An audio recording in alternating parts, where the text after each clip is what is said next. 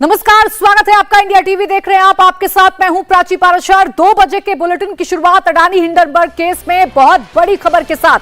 Supreme court की expert committee की जांच रिपोर्ट से बड़ा खुलासा हुआ है। जांच कमेटी की रिपोर्ट में अडानी के खिलाफ सबूत नहीं मिले हैं। रिपोर्ट में कहा गया है कि शेयर की कीमत में मैनिपुलेशन के कोई सबूत नहीं मिले हैं। जांच कमेटी ने सेबी की 4 रिपोर्ट्स का हवाला दिया है। यह रिपोर्ट सुप्रीम कोर्ट में जमा की गई है। जांच रिपोर्ट ने कहा है कि अडानी ग्रुप ने स्टॉक एक्सचेंज को सभी जरूरी जानकारियां दी थी। ग्रुप के शेयर पहले से ही एडिशनल सर्विलांस मेजर्स की निगरानी में थे। तो ये बड़ी खबर आपको बता दें, अडानी को लेकर जिस तरीके का सियासी संग्राम देश में देखने को मिला, अडानी पर हिंडनबर्ग की एक रिपोर्ट के बाद कई सवाल खड़े हुए। सुप्रीम कोर्ट में मामला गया, जांच कमेटी बनी और अब जो रिपोर्ट सौंपी गई है उसके मुताबिक ये सबसे बड़ा खुलासा हो रहा है कि किसी भी तरीके का कोई भी मैनिपुलेशन नहीं मिला है। यानी जो आरोप अडानी पर लग रहे थे वो तमाम आरोप फिलहाल निराधार साबित हो रहे हैं। अडानी के खिलाफ कोई भी जो सबूत है वो नहीं मिला है। बड़ी खबर आपको बता रहे हैं, किसी भी हेरा फेरी का भी कोई सबूत नहीं मिला है। जांच कमेटी की रिपोर्ट में साफ तौर पर यह कहा गया है कि किसी भी तरीके का कोई भी मैनिपुलेशन नहीं है। सेबी ने अडानी पर 4 अपनी रिपोर्ट दी हैं और उन्हीं रिपोर्ट के आधार पर यह सामने आया है कि किसी भी तरीके की कोई भी हेराफेरी नहीं की गई है, किसी भी तरीके का कोई भी फ्रॉड नहीं किया गया है। स्टॉक एक्सचेंज को तमाम जानकारियां अडानी ग्रुप की तरफ से प्रोवाइड कराई गई थी, तमाम जानकारियां अडानी ग्रुप की तरफ से दी गई थी। यानी जो हेर फेर का आरोप लग रहा था अडानी पर हिंडनबर्ग की एक रिपोर्ट आने के बाद, अब वो इस जांच रिपोर्ट से साफ हो रहा है कि वो तमाम आरोप निराधार थे, क्योंकि कोई भी सबूत अडानी के खिलाफ नहीं मिला है। अडानी पर सुप्रीम कोर्ट की रिपोर्ट में 3 मुख्य बातें हैं जो अडानी ग्रुप को राहत देने वाली हैं। आपको बताते हैं, सुप्रीम कोर्ट की बनाई कमेटी ने साफ साफ कह दिया है कि नियम कानून तोड़े जाने का कोई सबूत नहीं मिला है। शेयर की कीमतों में कभी कोई हेरफेर के सबूत भी नहीं मिले हैं। सेबी ने भी ईडी को जो रिपोर्ट दी है उसमें अडानी ग्रुप पर कोई आरोप नहीं लगाया गया है।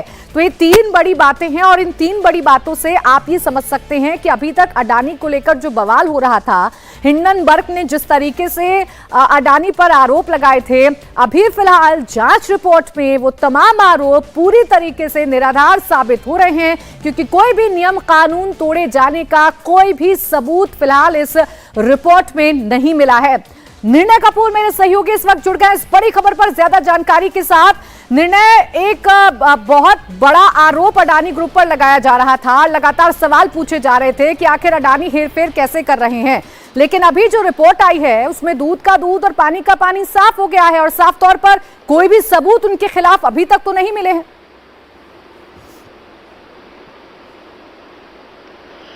बिल्कुल प्राची, ये साफ तौर पर कहा जा सकता है कि बहुत बड़ी राहत है अडानी समूह के लिए, क्योंकि ये एक्सपर्ट कमेटी जो है सुप्रीम कोर्ट द्वारा गठित की गई थी और सुप्रीम कोर्ट के सुपरविजन में इसने ये सारी जांच की है।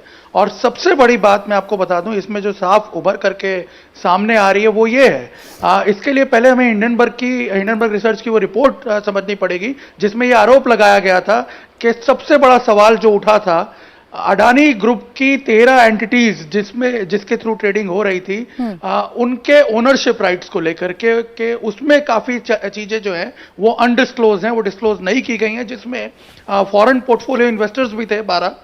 और आपने देखा होगा ये रिपोर्ट आने से पहले, कुछ दिन पहले, मॉरिशस के जो कि मॉरिशस की शेल कंपनीज बताई जा रही थी, मॉरिशस के मिनिस्टर ने खुद क्लैरिफाई किया था अपनी संसद में कि ऐसी कोई शेल कंपनीज मॉरिशस में एग्जिस्ट नहीं करती। और आज इस रिपोर्ट में भी ये बात साफ तौर पर निकल करके सामने आ रही है, जिसमें ये कहा गया है कि ये जो तमाम एंटिटीज हैं, इन सब ने सारे जो मैंडेटरी डिस्क्लोजर्स हैं वो किए हुए हैं। सेबी ने इसकी बाकायदा जांच भी की है, तो उसमें भी उसे कुछ नहीं मिला था इस बारे में।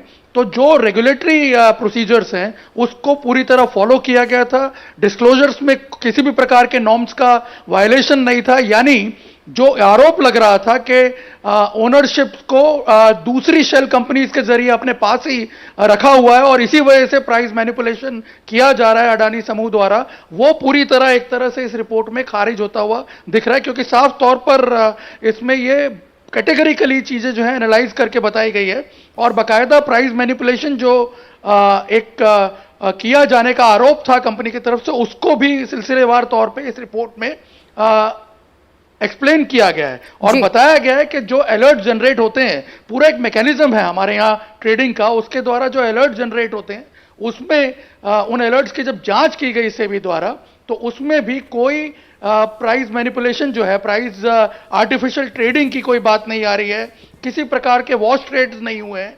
तो ये जो सारी चीजें हैं, ये कैटेगरिकली इस रिपोर्ट में बकायदा जो डेटा अवेलेबल करवाया गया इस कमेटी को, उसके बेसिस पे कहा गया। और सबसे बड़ी बात कि अडानी के शेयरों में जो उठापटक हुई थी हिंडनबर्ग रिसर्च की रिपोर्ट आने के बाद, उस पर कमेटी द्वारा ये कहा गया है कि वो एक टेम्परेरी फिनोमिना था, जो कि ऑब्वियसली मार्केट एक सेंटिमेंटल मूड पे चलती है, उस रिपोर्ट का असर था।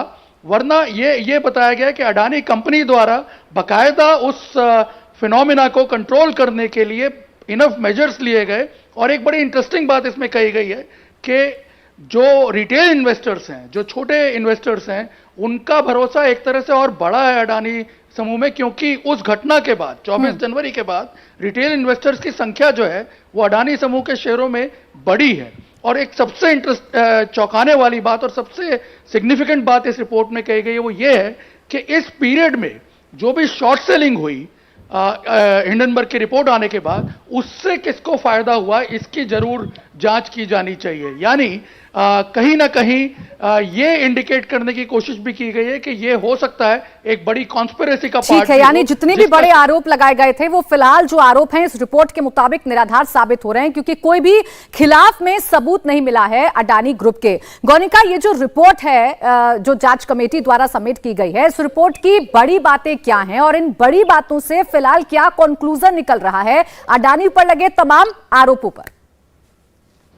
देखिए, बिल्कुल प्राची, इसी रिपोर्ट का इंतजार था और सभी पार्टीज को ये रिपोर्ट दे दी गई थी। अब इंतजार है सेबी जब अपनी इन्वेस्टिगेशन को खत्म करेगा। लेकिन इस रिपोर्ट की कई अहम बातें हैं। सबसे पहले अगर बात करें तो कोई भी ऐसा रेगुलेटरी फेलियर नहीं देखा है सेबी ने, और सुप्रीम कोर्ट की कमेटी ने अपनी उस रिपोर्ट में इसी बात का मेंशन किया है। देखिए, इस कमेटी ने, जो कमेटी गठित की गई थी, इसने सबसे पहला जो अहम इन्वेस्टिगेशन के रूप में जिससे बातचीत की है वो सेबी से की है, क्योंकि सेबी पूरा मार्केट रेगुलेटरी को मॉनिटर करता है, किस तरीके से मार्केट बिहेव कर रही है। इसके अलावा इन सारे मामलों की जांच सेबी करता है। तो सेबी इस मामले की जांच कर रहा था, इसलिए सेबी ने अब तक जितनी जांच की थी उसके आधार पर ये कमेटी ने अपनी रिपोर्ट अब तक तैयार की है। इसके अलावा कई ऐसे जैसे जीरोधा है, उनके फाउंडर से बात की गई। इसके अलावा और भी कई ऐसे मार्केट के लोग हैं, कोई बड़ी बड़ी कंपनीज हैं, उनसे बात की गई ताकि आगे जाकर इन्वेस्टर्स को किसी तरीके का नुकसान ना हो और ऐसी रेगुलेटरी मैकेनिज्म और बनाया जाए।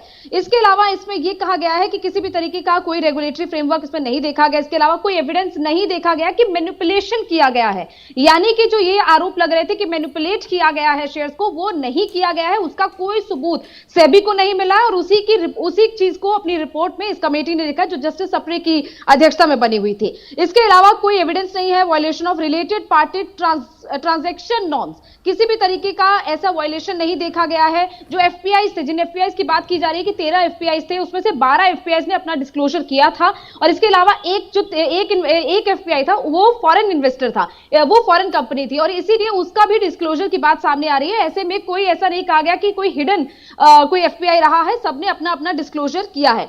इसके अलावा यह कहा गया कि जो जांच जो मैनिपुलेशन नहीं हुआ है शेयर्स में, इसके अलावा जब ये पूरा हिंडनबर्ग की रिपोर्ट सामने आई उसके बाद मार्केट ने बहुत वॉलेटाइल तरीके से बिहेव किया। निफ्टी 50 अंक गिरा, लेकिन वो सिर्फ असर 2 हफ्ते तक रहा, उसके बाद वो असर भी खत्म हो गया और फिर निफ्टी अपनी वापस बाकी वैसी पोजीशन पर आ गया जिसमें वो रह रहा था। तो ये सारी चीजें इस कमेटी की रिपोर्ट में सामने आई है और ये कमेटी ने बिल्कुल डीप जाकर इन्वेस्टिगेशन किया है। 2 महीने का वक्त दिया गया था, 2 महीने में इस कमेटी ने अपनी रिपोर्ट सबमिट की है। 178 पेज की रिपोर्ट बनाई गई है। सेबी, हालांकि सेबी को लेकर सजेशंस किए गए कि सेबी को एक टाइम फ्रेम बनाना चाहिए जिसमें वो अपनी इन्वेस्टिगेशन कर पाए, जिसमें वो सारी चीजों को लेकर जांच कर पाए, वो जरूर सजेशंस दिए गए हैं। इसके अलावा और भी कई सजेशंस दिए गए हैं कि जो छोटे इन्वेस्टर्स आते हैं उनके लिए क्या किया जाए, क्योंकि अब ऐसी मार्केट ऐसी सिचुएशन में नहीं रही है कि सिर्फ बड़े इन्वेस्टर्स मार्केट में इन्वेस्टमेंट करते हैं। कई ऐसे लोग हैं जो छोटे, जिनकी इनकम कम है लेकिन उसके बावजूद वो मार्केट में इन्वेस्ट करते हैं। उन लोगों के हितों का कैसे ध्यान रखा जाए, इसके लिए उन्होंने अलग अलग कंपनियों से बात की है, सेबी से उस बारे में बात की है। तो इन चीजों को लेकर भी सजेशंस इस रिपोर्ट ठीक है, यानी गोनिका अभी जो सबसे बड़ी बात है इस रिपोर्ट से निकल कर आ रही है वो ये कि किसी भी तरीके का कोई मैनिपुलेशन नहीं किया गया है। जो आरोप लगाए जा रहे थे, जो हेराफेरी के आरोप लगाए जा रहे थे, वो हेराफेरी अडानी ग्रुप की तरफ से नहीं की गई है। फिलहाल इस जांच रिपोर्ट से ये तो साफ हो रहा है। निर्णय, जैसा कि आप अभी बता रहे थे कि कोई बहुत बड़ी कॉन्स्पिरेसी भी हो सकती है, इस तरफ भी इशारा किया गया है, तो क्या इसको लेकर भी बातें मेंशन की गई हैं रिपोर्ट में? और क्या इसको लेकर भी अब आगे कोई जांच हो सकती है कि क्या ये बड़ी कॉन्स्पिरेसी थी, और कॉन्स्पिरेसी थी तो इसके पीछे कौन लोग थे? देखिए, ये तो डिटेल में नहीं दिया गया, लेकिन जो पॉइंट मेंशन किए गए हैं रिपोर्ट में, उसमें एक बड़ा इंपॉर्टेंट जो पहलू निकल करके सामने आ रहा है। इसमें साफ तौर पर यह कहा गया है, जब प्राइस मैनिपुलेशन के बारे में चर्चा की गई है सेबी सुप्रीम कोर्ट की इस कमेटी द्वारा, उसमें साफ तौर पर यह लिखा है कि there were short selling profit made by entities after Hindenburg report which needs to be probed. इसमें साफ तौर पर यह कहा गया है कि हिंडनबर्ग की जब रिपोर्ट आई, उसके बाद कई ऐसी एंटिटीज हैं जिन्होंने शॉर्ट सेलिंग के जरिए जो है प्रॉफिट्स बनाए हैं काफी बड़े पैमाने पर, उसकी जांच होनी चाहिए। यानी ये अपने आप में एक कहीं ना कहीं उस कॉन्स्पिरेसी की तरफ इशारा करता है पॉइंट, लेकिन इसको एक्सप्लेन नहीं किया गया क्योंकि सुप्रीम कोर्ट की कम्युनिटी जो है वो इस पूरे मामले को इतना डीप में जांच नहीं कर सकती थी। ये सरकार ही इसकी जांच कर पाएगी। लेकिन मैं आपको बता दूं कि इसके साथ साथ जब कमेटी ये कह रही है कि जो बेनिफिशियल्स हैं, जो ओनर बेनिफिशियल्स हैं इस कंपनी के, उन सबका जो डिस्क्लोजर किया गया है कंपनी द्वारा, उसको सेबी ने रिजेक्ट नहीं किया है, सेबी ने एक्सेप्ट किया है। साथ ही जो इल्ज़ाम लग रहे थे कंपनी पे हिंडनबर्ग रिपोर्ट की के बाद कि एक तरह से बहुत सारी चीज़ें जो हैं वो कंपनी की तरफ से छुपाई गई हैं, अपने जो ओनर्स हैं उनकी एंटिटीज़ को छुपाया गया है, उनकी आइडेंटिटीज़ को छुपाया गया है, और गलत तरीके से प्राइस मैनिपुलेट करके जो प्रॉफिट्स हैं वो कंपनी अपने नाम पे कर रही है इलीगल तरीके से। वो सारी बातें जो हैं वो क्लियरली खारिज यानी जो सवाल पूछे जा रहे थे, जिस तरीके का एक नैरेटिव गढ़ा जा रहा था, उन सवालों के जवाब भी इस जांच रिपोर्ट से मिल रहे हैं, और कहीं ना कहीं इस नैरेटिव को भी झटका लग रहा है जो अडानी के बहाने केंद्र सरकार को घेरने की भी कोशिश की जा रही थी। देवेंद्र पाराशर मेरे सहयोगी भी हमारे साथ जुड़े हुए हैं। देवेंद्र, अगर हम इस नैरेटिव की बात करें तो इस नैरेटिव के लिहाज से, जैसा कि हम लगातार कह रहे हैं कि अडानी के बहाने सरकार को भी घेरा जा रहा था, केंद्र सरकार को घेरा जा रहा था, अटैक किए जा रहे थे प्रधानमंत्री नरेंद्र मोदी पर, ये कितनी बड़ी राहत अडानी ग्रुप के लिए है, इस पर भी लगातार हम चर्चा कर रहे हैं, देवेंद्र से भी बात करेंगे। लेकिन आपको बता दें कि सुप्रीम कोर्ट में जो ये जांच रिपोर्ट सौंपी गई है, इसमें बड़ी बात यह है, सबसे अहम बिंदु यह है कि साफ कर दिया गया है कि किसी भी तरीके का कोई मैनिपुलेशन नहीं किया गया है, जो एक बड़ा आरोप लगाया जा रहा था। इसके साथ ही साथ ये भी इस रिपोर्ट में बताया गया है कि स्टॉक एक्सचेंज को तमाम महत्वपूर्ण जानकारी अडानी ग्रुप की तरफ से प्रोवाइड की गई थी। ऐसा कुछ भी नहीं है। हालांकि शेल कंपनियों को लेकर भी लगातार जो सवाल हैं वो उठाए जा रहे थे, उसको लेकर भी इस जांच रिपोर्ट में तमाम बातें साफ हो गई हैं कि आखिर अडानी ग्रुप किस तरीके से काम कर रहा था, और हिंडनबर्ग की रिपोर्ट के बाद जो असर एक पड़ता हुआ नजर आ रहा था, या जो सवाल पूछे जा रहे थे, उन सवालों में कितना दम था। गोनिका, जो सबसे बड़ी बात है, जैसा कि आप भी बता रही हैं और निर्णय भी बता रहे हैं, कि इस जांच रिपोर्ट से कम ये तो साफ हो गया कि जो हिंडनबर्ग कर रहा था वो एक आप कह सकते हैं कि एजेंडा था, आप ये कह सकते हैं कि पूरी तरीके से बदनाम करने की कोशिश की जा रही थी, और एक बड़ी राहत के तौर पर देखा जा सकता है अडानी ग्रुप को। देखिए, क्योंकि इसीलिए ये मामला कोर्ट में गया, और कोर्ट ने इसीलिए इन मामलों को 2 इन्वेस्टिगेशंस के लिए भेजा गया। एक में तो सेबी इन्वेस्टिगेशन कर ही रहा है, और इसके अलावा जो दूसरी इन्वेस्टिगेशन के लिए कमेटी बनाएगी वो जस्टिस सप्रे की कमेटी बनाएगी। इसीलिए कोर्ट ने इस मामले में 2 इन्वेस्टिगेशन कमेटी बनाई थी, ताकि इस पूरे मामले में सही तरीके से जो जांच है वो निकलकर सामने आए। और इसीलिए अब जो फिलहाल जो शुरुआती पॉइंट्स निकलकर सामने आ रहे हैं इस रिपोर्ट के जो कंक्लूजन निकलकर सामने आ रहे हैं, उससे साफ तौर पर यही नजर आता है कि एक तरीके से एजेंडा चलाया गया था, ताकि अडानी ग्रुप के जो शेयर्स हैं उनको किसी भी तरीके से। ठीक है, आप इस एजेंडे की बात कर रही हैं, इस एजेंडे के साथ एक नैरेटिव भी जुड़ा हुआ है, इसी पर बात करेंगे। देवेंद्र मेरे सहयोगी हमारे साथ जुड़ गए हैं। देवेंद्र, ये कितनी बड़ी राहत अडानी ग्रुप के लिए है, और एक एजेंडा या एक नैरेटिव पिछले कई महीनों से हम इस देश में देख रहे थे, उसको कितना बड़ा झटका है?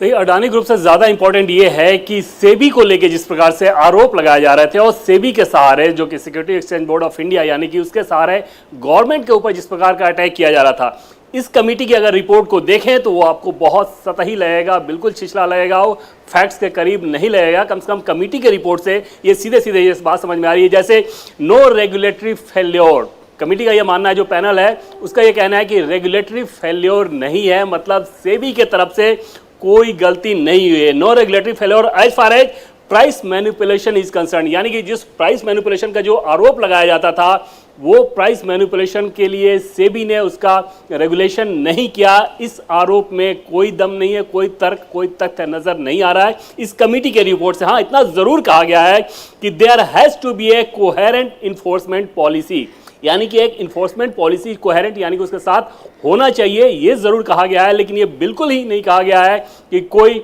रेगुलेटरी फेल्योर था प्राइस मैनिपुलेशन को लेके।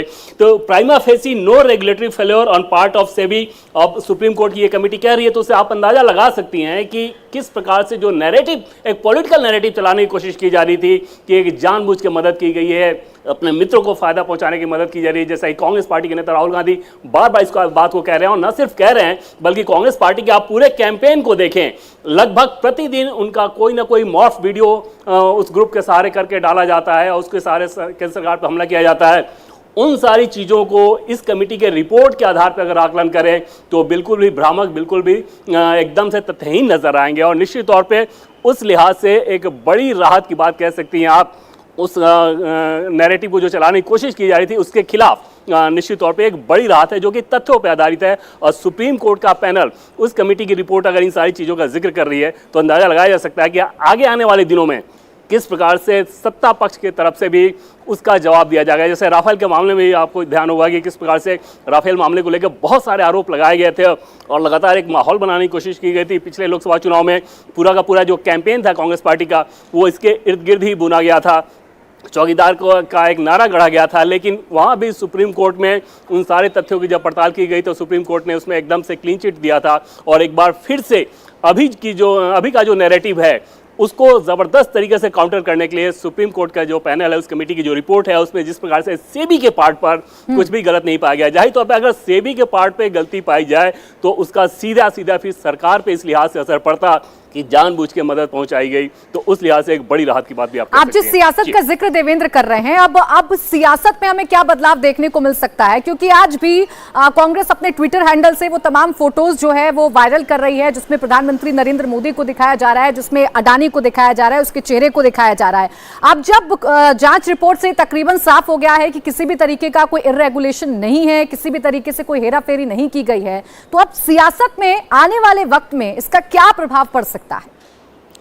और निश्चित तौर पे राहुल गांधी के लिए और कांग्रेस पार्टी के लिए एक बड़ी मुसीबत ये होगी कि जिस कैंपेन को इतना एग्रेसिवली वो आगे बढ़ा रहे थे, जैसा कि आज की तस्वीर का आपने जिक्र किया, कांग्रेस पार्टी के ऑफिशियल ट्विटर हैंडल से जैसे जैसे मॉफ्ड पिक्चर डाली जाती थी कि प्रधानमंत्री की एक तस्वीर, कल पार्लियामेंट का जिक्र हुआ तो वहाँ से कोई और तस्वीर आई और उसमें मॉफ्ड पिक्चर अलग अलग लगा के उस बिजनेस ग्रुप के मालिक का, उसमें प्रधानमंत्री नरेंद्र मोदी पे हमला किया जा रहा था। पूरा का पूरा जो कांग्रेस पार्टी का कैंपेन है, टीवी डिबेट्स है, उनके प्रेस कॉन्फ्रेंसेज हैं, सब उस पर निर्भर करते हैं। राहुल गांधी का पूरा कैंपेन उसी पर निर्भर करता है और उसकी अगर इस तरह से हवा निकल रही है तो जाहिर तौर पर इसे आप एक पुनरावृत्ति कह सकती हैं कि जिस प्रकार से राफेल मामले को लेकर एक बहुत बड़ा बवाल खड़ा करने की कोशिश की गई थी, वहाँ भी बहुत सारे फ्रांस के रिपोर्ट्स का हवाला दिया गया था, उस रिपोर्ट के आधार पर एक बवाल खड़ा करने की कोशिश की गई थी। आखिरकार सुप्रीम कोर्ट की जाँच के बाद उसकी हवा निकली, एक बार फिर से वैसा ही होता दिख रहा है। इसमें भी देखें आप तो मॉरिशस के वित्त मंत्री ने वहाँ के हाउस में कहा था कि जिस प्रकार की बातों का जिक्र किया गया है मॉरिशस की कंपनी को लेकर वो पूरी के पूरी तौर पर फेक है।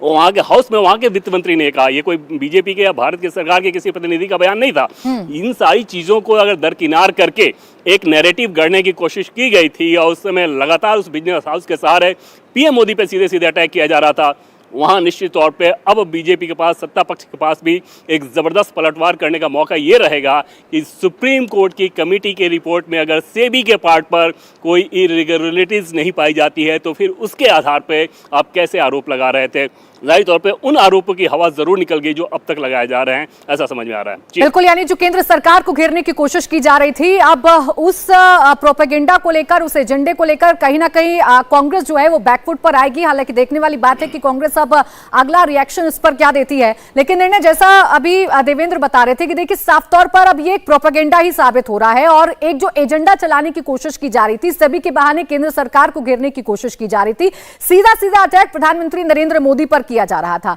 उसकी तो पूरी अब हवा निकलती हुई नजर आ रही है जैसे ये जांच रिपोर्ट सामने आई है।